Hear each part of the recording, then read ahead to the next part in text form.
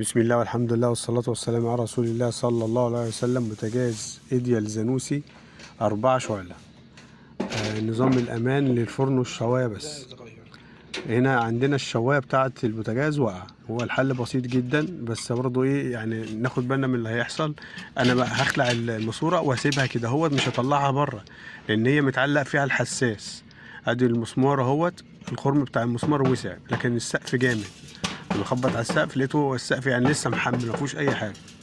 الحل بسيط جدا، هنجيب خرم تاني جنب الخرم الاصلي بتاعه، هنبعد 2 سم كده وهنخرم خرم جنبها ونركبها تاني ومفيش اي مشكله.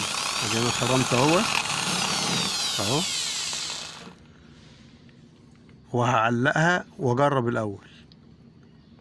ادي شبطت المسمار بتاعها اهو مشبط المسمار.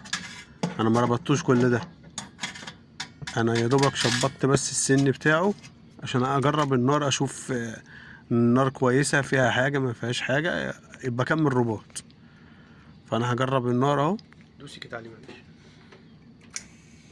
النار كويسه ما فيهاش اي حاجه، هكمل بقى رباط المسمار.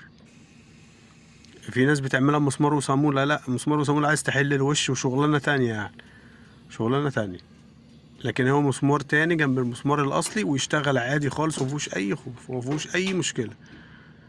بدل ما تجيب حد، شغلانه بسيطه خالص، انت محتاج بس شنيور. والسلام عليكم ورحمه الله وبركاته.